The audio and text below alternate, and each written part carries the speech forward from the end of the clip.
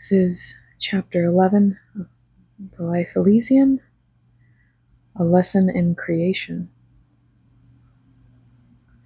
Let me hope the foregoing experiences, with the lessons I have attempted to draw therefrom, will show that I have anything but a loose conception of sin and its consequences. Turning now to other scenes, I would here relate an incident serving to show how paradise is adapted to undertake, where necessity arises, the whole of the educational work connected with a soul which earth is supposed to perform. I have more than a passing pleasure in doing this, because I am sure that a glance at the great work of educating children on our side will be of genuine interest to my readers, and second, because I would combat an erroneous idea gaining ground in the minds of some that an almost endless series of rebirths on earth is demanded to explain, quote, some of life's most puzzling problems, end quote. It will be altogether impossible to deal exhaustively with the question of reincarnation at this time, but let me briefly say that it is a subject for which, in my earth life, I felt much sympathy, and have made wide inquiries concerning it since crossing the boundary, with this result: among the souls who are still subjected to earth conditions, from whom all experiences have to be received with caution, and not acted upon until they are confirmed from more reliable sources, there are many who honestly think reincarnation to be a fact, and teach it to be so. Among those who have passed away from these conditions, and learned to accept truth for its own sake, who know and study, tracing origins and sequences, many of them through unsuspected ages beyond the rise of history, I have been unable to meet with one holding the theory of rebirth to be true. The origin of the idea is to be found in savage superstition, without a definite knowledge of immortality, and equally certain that there is more in man than simply body. It has always been a problem to the untutored mind as to what happens when the body ceases to breathe and begins to grow offensive from decomposition. The philosophy of ignorance is always expeditious, and the savage solved the problem by allowing a newborn child to inhale the breath of a dying man, and the departing life was thus provided with another body in which to continue its existence. From this crude beginning, the idea of transmigration of souls has been worked over and over in various ways with much philosophical reasoning and speculation. But it stands still where we found it, a baseless superstition, alike at variance with the law, love, and purpose of God. I am not at all unconscious of the fascination of the subject, and would, for this reason, willingly continue the discussion of it, were it reasonably within the scope of my present purpose. But it not being so, I must resist the temptation for the present, with the hope that I may return to it at some future time. I might, however, here call attention to the unstudied side light which is necessarily thrown upon the question by the record of my general experiences, the which I think will show, with some degree of reasonable clearness, that God has made provision to meet every just requirement that can possibly arise by far more expeditious and less cumbrous means than such a circuitous and hypothetical system. It must always be borne in mind that all the requirements of God from men are based upon justice. To expect perfection to be produced by imperfect conditions would be to expect the impossible. Hence, the attainment to nirvana in the flesh would be a condition as unrealizable as stepping in the mortal body from Earth onto the surface of the sun. Let us begin to be reasonable and appreciate the fact that evolution from human to the divine must proceed in the future according to the law which has governed the past. We have still to climb from step to step, and as we go must perforce be continually dropping the lower until the imperceptible gradations we ascend to the goal. Be continually dropping the lower until by imperceptible gradations we ascend to the goal. In this process, it must needs be that this corruptible must put on incorruption, and this, quote, mortal must put on immortality, end quote, before we reach the zenith and the eye bear the sight of that uncreated being. From this handicapping limitation of the flesh, the incarnated soul cannot free itself. It is a house of bondage, from the influence of which one can only be free by breaking away. And 10,000 births would furnish no increase of advantage, especially where the memory of all that has gone before is not available for guidance. Like all man-made systems, the speculation of rebirth is a weariness and confusion to the mind, without a place of rest in its ceaseless struggle to escape a spiritual scylla on the one hand, and Charybdis on the other. God has provided a better way than this, to one phase of which I would now invite your attention. There was a world of meaning, of promise, of hope, and that command of Christ to his disciples after the 5,000 had eaten and were filled, quote, from barley loaves and 2 small fishes, end quote. Gather up the fragments that remain, that nothing be lost. This is the eternal principle working through all creation. Men have now learned, as a scientific fact, that only the form of existence can be changed. Nothing can be destroyed. If this is so in the material, which is the instrument, how much more must it be so in the spiritual, which is the operative agent working through the material? With this principle still working through the life of paradise, the same watchful care over the fragments is manifested. Nothing must be lost. In the smallest of all particles is hidden divine potentialities. Gather these up, for each must be sent to its own place to be tended, developed, and assisted to fulfill its appointed sphere. It is to one of the nursery homes of these spiritual fragments I would now conduct you, where we may watch and learn to understand how paradise deals with the first unfoldment of mind and intellect. I use the term, quote, spiritual fragments, end quote, advisedly in this connection, since we shall meet not only with souls who passed away in the process of nativity, but others who in the half-time of gestation were able to make no more than one feeble, independent movement and then expire. Surely these are fragments of humanity truly, yet they survive and are carefully assisted forward into a full and strong maturity. So beautifully and considerably does the sphere of the spiritual overlap the physical, that most adequate provision is made to reach and protect all such little ones of whom earth never takes cognizance. Unknown, with an existence unsuspected, still they live. Nothing must be lost.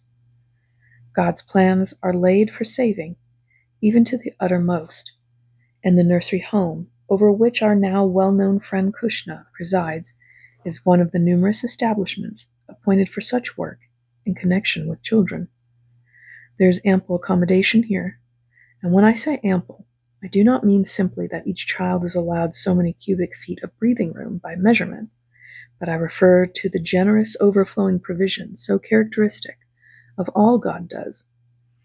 For about 2,000 souls, ranging from the boundary-strained infant I have referred to those who may have known an earth existence of several months, the limit being determined not so much by age as other circumstances we need not discuss here. They are drawn from every nationality of earth and brought up together, one of the very first efforts being to prevent any approach to racial differences and establish the unity of the human family. When the preliminary course is furnished ability to proceed, the child goes forward from strength to strength through the advancing and ascending schools of eternity. Longfellow struck a chord of true spiritual music when he sang of one who had passed into the courts of paradise. Not as a child we again behold her, but when with rapture wild we to our hearts again enfold her, she will not be a child. Childhood and youth are imperfections, and no more represent true manhood and womanhood than daybreak is synonymous with noon. Heaven, when we reach it, will be found to be a perfect home for a perfect people, and all must attain the qualification to receive admission. Paradise will consummate in this respect what earth has no power to achieve. It is the legitimate function for which God has called it into existence. Childhood has to be carried forward to the full beauty of manhood and womanhood, and age brought back to the strength and vigor it had lost. Krishna himself is a striking illustration of this latter effect.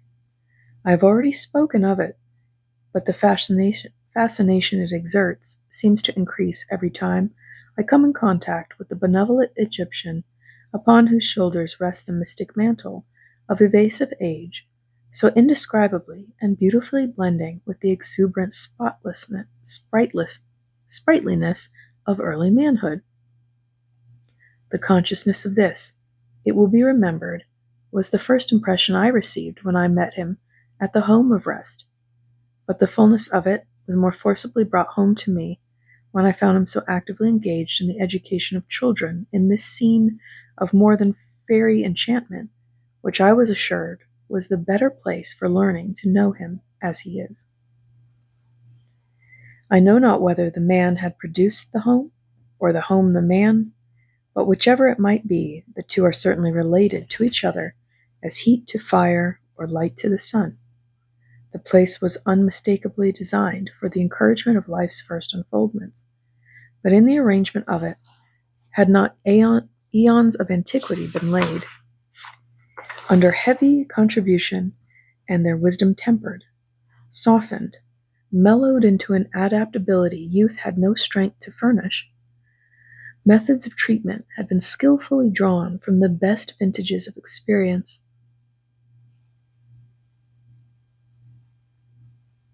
Adaptations had been critically made with a view to naturally meeting every possible requirement, strength with growth, intrinsic character with interest, sweetness of disposition with progressive determination, humility with competence, love with power, and reverence with success. All these had to be accomplished and were adequately provided for, together with a systematic but careful extraction of every hereditary proneness to the ignoble and impure. The correction of these latter tendencies is one of the chief features to which special and ever watchful care has to be directed. The home comprises a surprising number of palatial buildings, each of which is placed at a good distance from its neighbor and located in a retreat perfectly adapted to the peculiar use of its department. Among them I saw a nursery, where prenatal children are specially cared for. Dormitories, all young children requiring a certain amount of sleep, a gymnasium, museum, theater, laboratory, and other places answering to every possible demand which may arise. But the most striking adaptations were to be found in the open air, where a system of landscape gardening had been adopted, which I can only describe as the interrogative. Everything, everywhere, appeared to be designed to prompt questions, and so effectively was this carried out that I fell into the trap myself and was asking for information at every turn of my head. The existence of such institutions in paradise, equipped with every possible educational appliance beyond the powers of an earthly mind to understand, will be regarded by many, especially such as have been taught to think that an instant after death the soul of an infant explosively acquires all knowledge, as miserably materialistic and blasphemously untrue. I should pass such conclusion of superstitious ignorance in the silence it merits, were it not for the obstacle it throws in the path of honest inquirers who refuse to pass any objection unnoticed. If we try to grasp intelligently an idea of what it is we are aspiring to, perfection and nearness to God, and the almost infinite distance by which our present imperfections separate us from that goal, then cast our eyes backwards to measure the comparatively short way we have as yet traveled on the journey since the pilgrimage of evolution first began, I think there will be little difficulty in recognizing that these preparatory stages of paradise are an absolutely necessary provision if we are to succeed. Commercial and diplomatic positions on earth are safeguarded by interim examinations and qualifications tested by service and fidelity.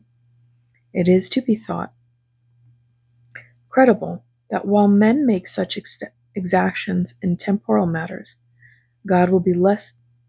Is it to be thought credible that while men make such exactions in temporal matters, God will be less careful in respect to the eternal? The approbation of Christ, quote, "Well done," end quote, is the reward bestowed at the end of loyal, faithful, and honorable service when the tired and trusted steward hands in his audited accounts.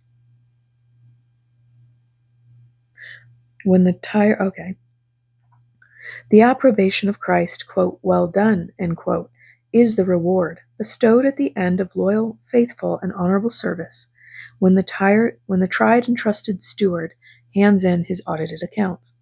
For this service, earth under most advantageous circumstances can do no more than pass us through a preliminary examination with honors. The intermediate, advanced, and final stages remain for paradise, to prepare us for. If this is found to be so under the most favorable conditions of long life and easy circumstances, how much more will such corrective assistance be needed for the unfortunate and those whose lives are cut short in infancy, since innocence is not righteousness, nor is not non-intelligence holiness. Hence the raison d'arrière for the homes I am speaking of. How I regret my inability to paint either in language or colors the scene as it first presented itself to my astonished eyes. But if I could find the language, earth would misinterpret the meaning. If I could procure the colors, my critics would say they were unreal, unnatural, and the result, a miserable attempt to introduce an impossible novelty into the Arabian Nights entertainment. I had better not attempt it, but leave such detail to my experiences until you, my gentle reader, are able for yourself to see it as it is, with eyes adapted to a wider view and your powers of vision able to clearly trace a longer spectrum. Still, one may legitimately exclaim, "Happy children, to be thus cared for, protected, glorious gospel, abounding in such provision, overflowing compensation for all that has been sacrificed on earth. Where is the man or woman who would not envy them? But hush, stand still, or we shall trespass here. No man or child liveth or dieth to himself. Quote, our times are in his hand, end quote, and it is better so. For the present, it may be, you see through a glass darkly, but presently you too will understand.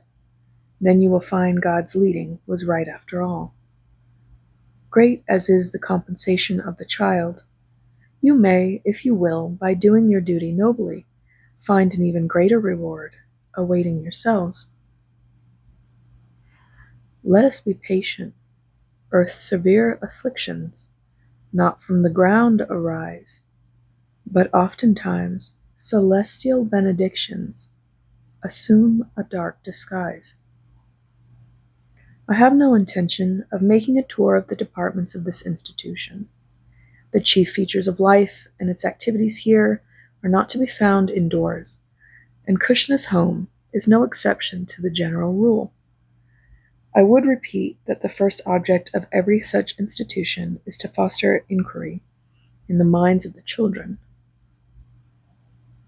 No instruction is forced upon an unwilling or unready child, but ingenious devices are employed to arrest attention and prompt a question as to the nature or utility of the thousand objects most temptingly located in every part of the fairy-like domain.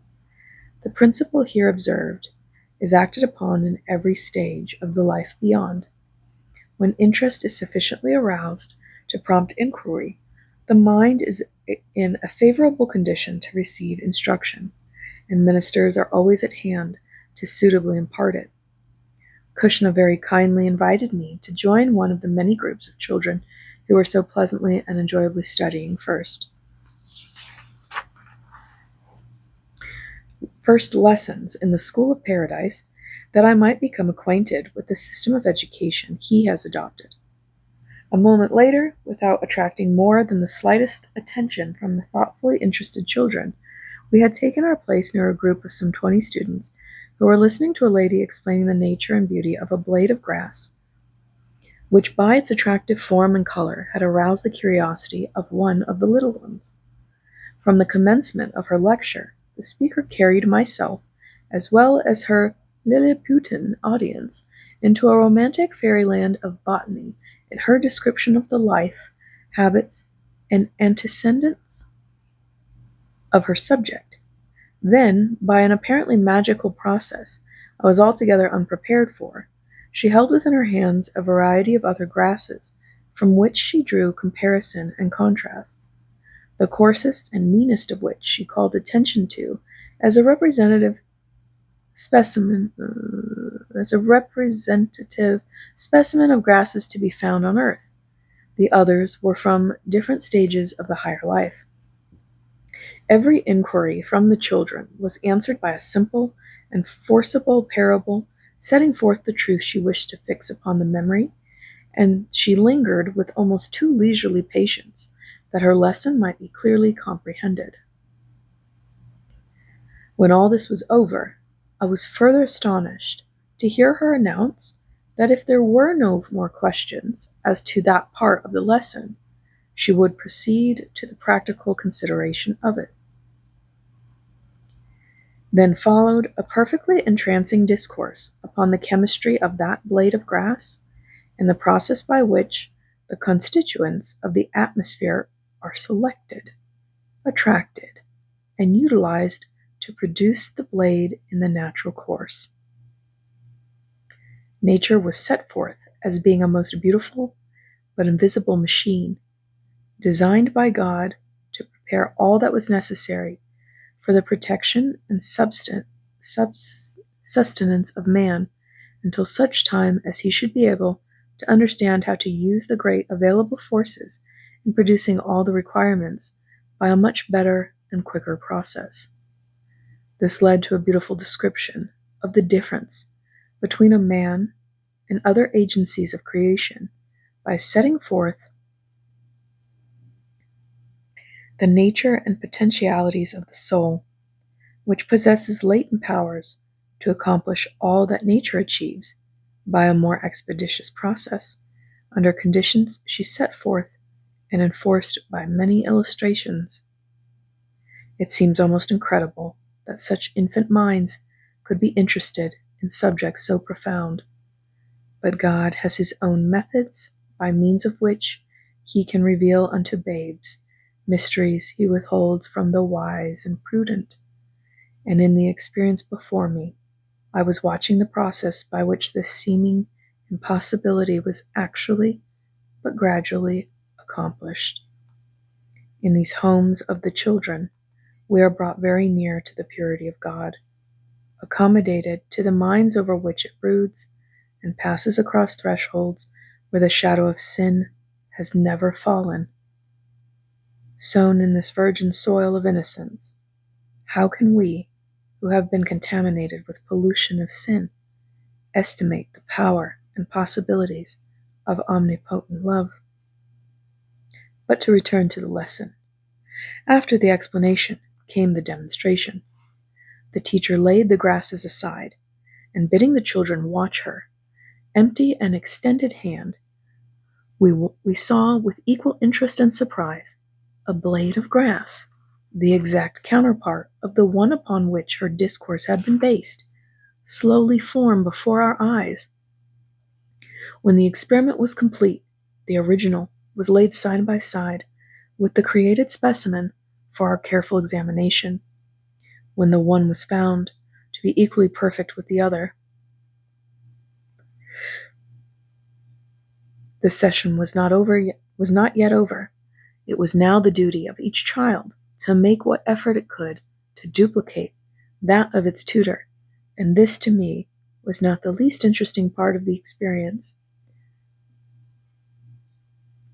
One by one, they were called in turn to the side of their instructor, who encouraged and exclaimed as necessary, then watched the result of those first attempts at creation. Many were total failures. Others produced something, enough to astonish and encourage further efforts, and one made a very credible success as to form, but in color and detail much was left to be desired. Congratulations and commendations now followed. Causes of failure were pointed out as only to be expected.